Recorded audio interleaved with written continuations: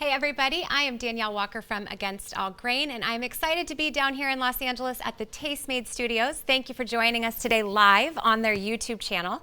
I'm going to show you my favorite holiday recipe for a grain-free and dairy-free, believe it or not, chocolate pudding pie. It has a chocolate cookie crust on the bottom and some coconut milk whipped cream on the top, and of course more chocolate shavings. So we're gonna get started with the crust. I just have a couple of ounces of unsweetened chocolate. I always like to use unsweetened just because then I get to pick my sweeteners. I try to go for unprocessed, unrefined. So I'm using maple syrup today and a little bit of honey. I just think maple syrup and chocolate go so well together. So we're going to be melting this down so it doesn't have to be finely chopped, but chopping it up just helps melt it a little bit more evenly and quickly. All right, so I'm just going to put all of that into a saucepan. You always want to melt chocolate over pretty low heat just so it doesn't burn. And then I have a little bit of coconut oil that I'm going to add to that pan as well. And we'll just melt that all down together. This is going to give that cookie crust its chocolate flavor. And also when the chocolate hardens again, it kind of helps to hold the crust together. So we'll just let that do its thing over medium-low heat while we get started on the dry ingredients. So I like to use almond flour in my baking. It keeps it gluten-free and grain-free. So I'm just going to add that to the stand mixer. And then we have some cocoa powder. This gets like a double dose of chocolate, which is amazing. A little bit of coconut flour that helps absorb some of the moisture from the almond flour. And we've got some baking soda and just a quarter teaspoon or so of salt. Okay, I'm just going to put the mixer on just to get those things mixed up.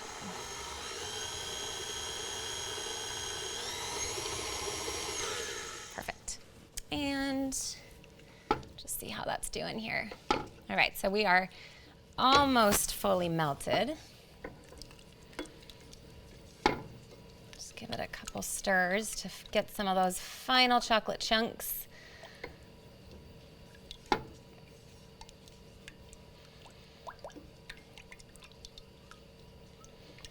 All right, perfect.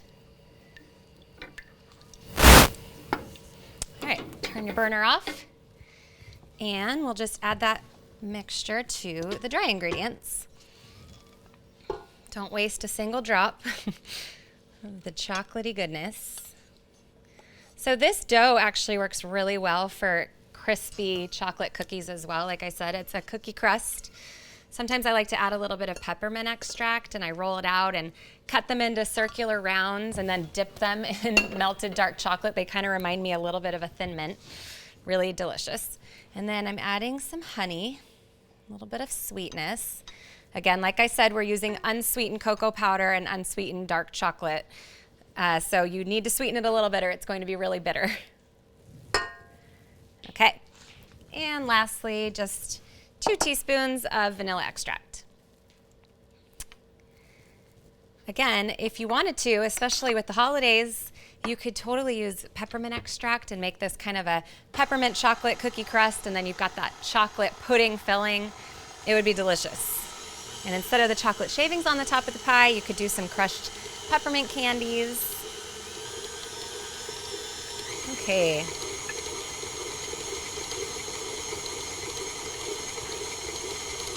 Great. So that has come together. So one thing to keep in mind when you are looking to buy your almond flour is you want a really finely ground almond flour, and you also want to make sure it's blanched. So the difference between almond flour and almond meal is almond meal typically still has the skins and it's a little bit more of a coarse grind. That will not work very well for your baked goods. It's fine for breading things, but I wouldn't suggest it for breads or pies or cookies or anything like that. So make sure you get a really finely ground, blanched without the skins. What could you use instead of almond flour? So, if you're like allergic to almonds, what would you yeah. So you know what, my favorite substitute, just a 1-for-1 sub, is actually cashew flour if you don't have a nut allergy. You could also substitute in finely ground sunflower seeds. I know that sounds a little strange, but as long as they're raw, not roasted, not salted, that's another really great alternative to keep it grain-free. And then a new one that a lot of people are starting to use, cassava flour, would be a good alternative as well. So that'll keep it completely nut-free and gluten-free as well. So this dough is pretty easy to work with, but I just like to spread it with my hands. You won't be able to roll it. It's going to get a little bit more crisp as it bakes. So get ready to get a little bit dirty, but I just kind of use the palm of my hand and just push it up the side of that pie plate. You want to try to make sure that it's even.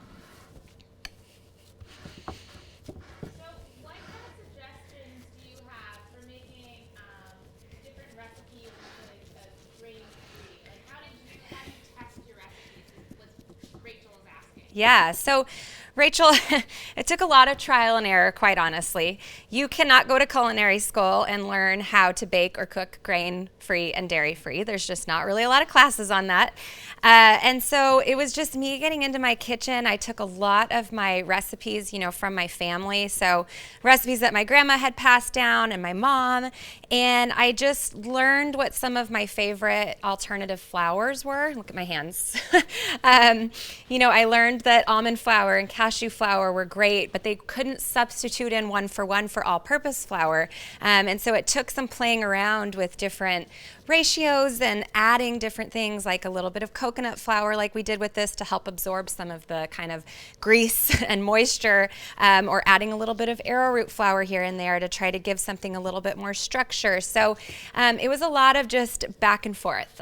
Some of the recipes, especially in my newest book, Celebrations, because they were recipes, like a panettone or a biscotti that's a little bit difficult to make, or a dairy-free buttercream, some of those took, upwards of 20 times to get the texture and the consistency exactly like I wanted it.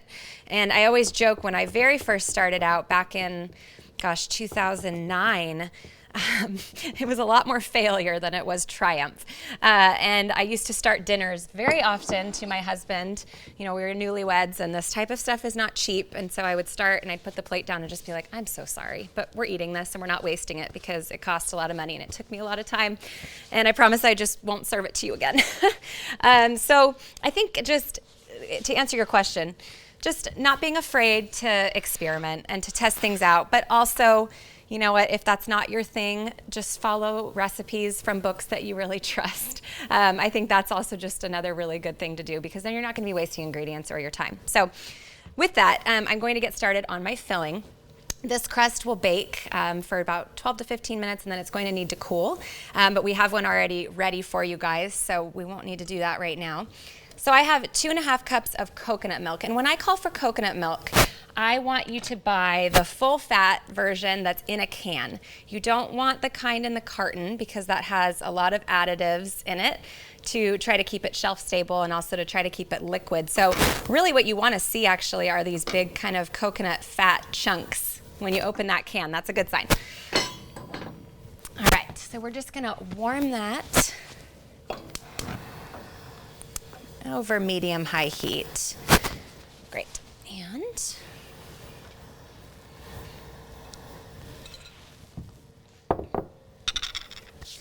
I've got 4 eggs. So the base to any good pudding or custard are eggs. But what we have to do is warm the coconut milk first before we introduce the eggs to the stove. Otherwise they'll curdle or scramble, which we don't want. So it's called tempering. So that's what I'm doing by warming up the coconut milk. And after I whisk these, I'll whisk in a little bit of the warm coconut milk just to kind of get the eggs used to that heat. And then we'll add it all to the pan. So Rachel's asking, what's the difference between gluten-free and grain-free? It's a good question, Rachel. And it was hard for me to learn at first too. So gluten-free is wheat, pretty much. You cut out wheat, you cut out barley. So gluten can be found in just a couple of the grains, but grain-free is where you cut out all grains, even grains that are not gluten-containing. So that would be rice, millet, sorghum, all sorts of different things, corn. So it's definitely more restrictive. And a lot of people that first go gluten-free, if they have celiac or if they have an autoimmune disease, they find that gluten-free is not enough and their body's still having inflammation, and a lot of that can be coming from the grains because they are hard to digest. And so I suggest cutting them all out at least for 30 days. And then, you know what, some people can tolerate certain grains and, you know, they're not able to tolerate others. So I think it's really important to just kind of watch your symptoms. But that's kind of the difference in a nutshell. All right, so our coconut milk is good and warmed. Before we temper the eggs, I'm going to work on my gelatin mixture. So gelatin used to scare me. I think probably because I associated it with like the green Jello that they used to serve me in the hospital. I was hospitalized usually 3 or 4 times a year for a couple, probably about 5 years before I switched my diet, and haven't been in the hospital since 2010, thankfully. But I always remember that gross, overly sweet green Jello, and that's what I always thought of. But this is unsweetened, unflavored gelatin. You can get grass-fed cow-sourced gelatin, and that's what I like to use. And what we're doing, sorry, I'm just going to turn my coconut milk down a little bit. We don't want it to scorch on the bottom of the pan. But what we're doing by pouring it over some water is we're letting it bloom, which means that the gelatin is absorbing some of that water, and it helps to let it break down and completely dissolve when we're making our pudding. Okay, so let's see. And I'm going to cut up about 4 ounces more of that unsweetened chocolate. And this is what's going to give this pudding its rich chocolate flavor.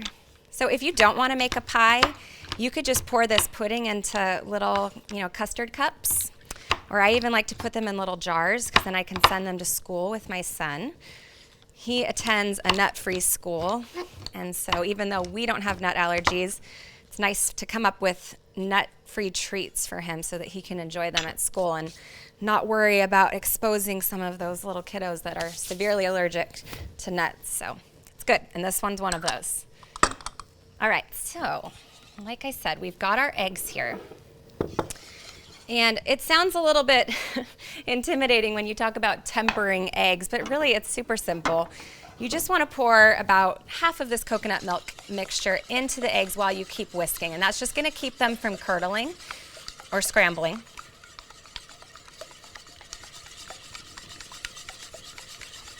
All right, great. So by doing that, then we can add it back over the stove and over the heat, and you won't get this like lumpy mixture. Before I do that, I'm going to add our sweetener for our pudding, which is maple syrup, about 3/4 cup, and a little bit of vanilla extract. Okay, and then we'll just add that all right back over the saucepan here.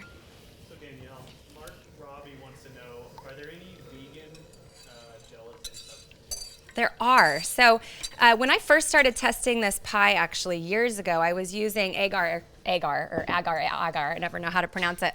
And that one works really well. You just want to make sure that you get the powdered and not the flakes because it'll measure out differently.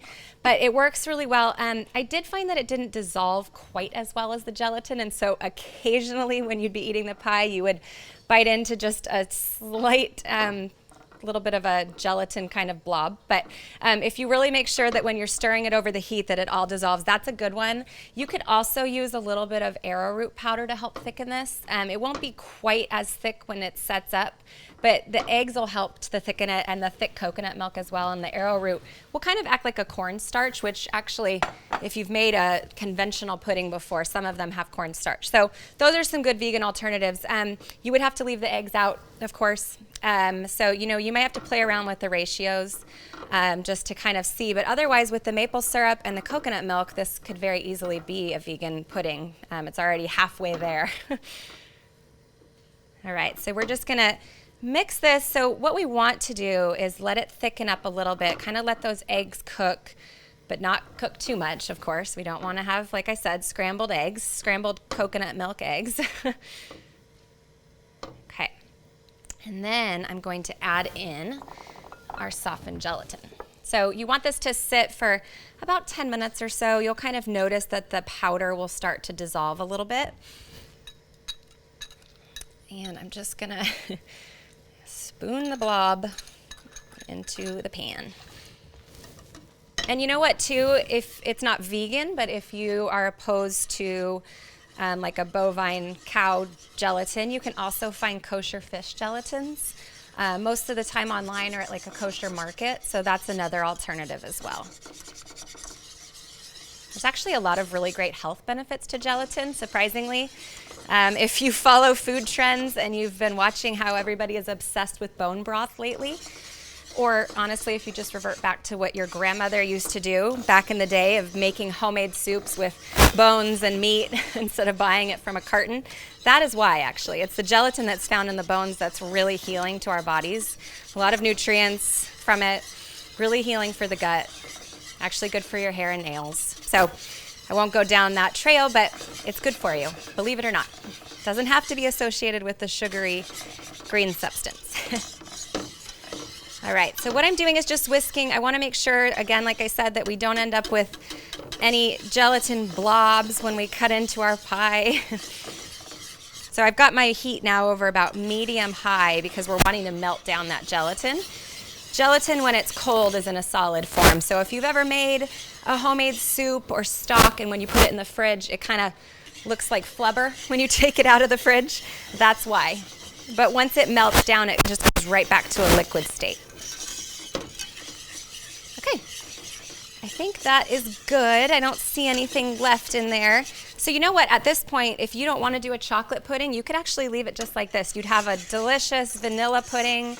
You could put it in a custard cup and, you know, put some bananas over it for a really yummy banana pudding. So this is just a really good base. But like I said, we are making a chocolate pudding pie, so we're adding in our chocolate. So we've got that.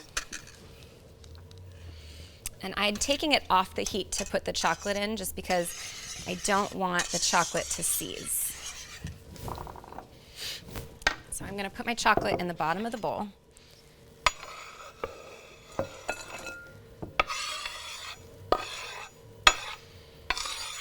Okay. And then we will mix in our custard. Okay, so just pour this over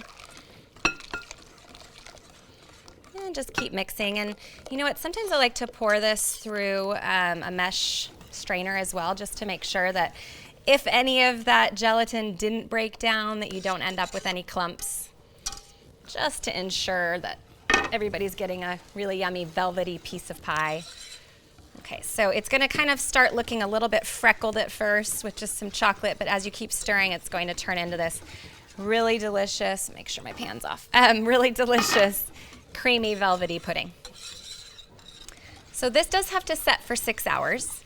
Once your pie crust cools, coming out of the oven, then you can pour it in, and then we just press some plastic wrap over it, and we put it in the refrigerator. So make this the night before, a couple nights before. I have been making this every Christmas for, gosh, maybe 6 or 7 years.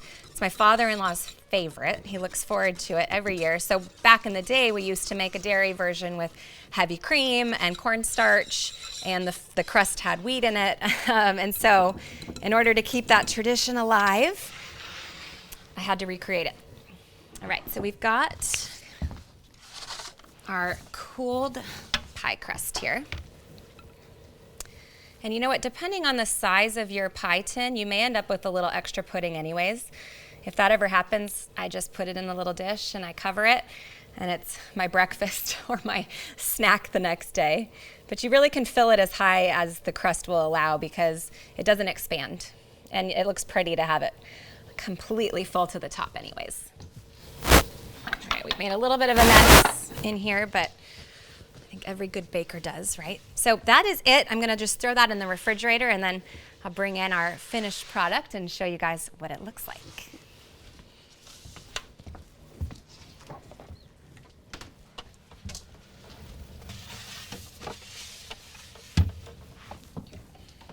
Okay, so we've got this beautiful pie already done because with the magic of TV, you can't sit and wait for 6 hours for it to chill. So of course we have to show you guys it all nice and finished. So what I did was just took some extra chocolate bar and I used a vegetable peeler and I just kind of grated some soft enough. You don't want it melted, of course, and kind of pliable. You can actually run this along and make these beautiful, really thick chocolate curls. So if you look at the recipe on my blog, which we'll give you guys at againstallgrain.com, you can see what that looks like. It's so pretty and so festive, and it's really easy to do, but will totally impress your guests. And this topping looks like regular whipped cream, but it's actually coconut milk whipped cream. So to make it, all you do is refrigerate 2 cans of coconut milk. You want to make sure they're full fat, not low fat. And you refrigerate them for about 24 hours or so, and then when you open up the top, there'll be this thick layer of coconut kind of fat on the top. So you scoop that out into a chilled bowl, and then you can discard or you can use that coconut water in your smoothies or whatever you'd like, and you whip it up, and it is a really delicious dairy-free alternative to whipped cream. So I'm just gonna cut into this guy here.